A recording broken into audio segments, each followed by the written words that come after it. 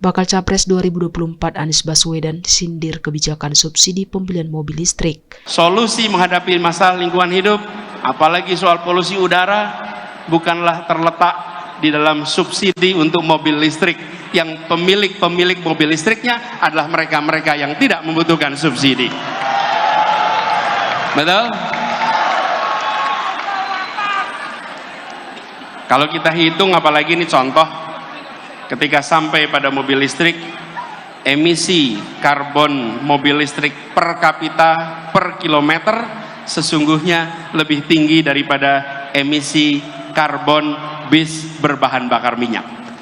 Menanggapi pernyataan Anies, Menko Kemaritiman dan Investasi Luhut Binsar Panjaitan menegaskan insentif atau subsidi kendaraan listrik sudah berdasarkan studi komprehensif.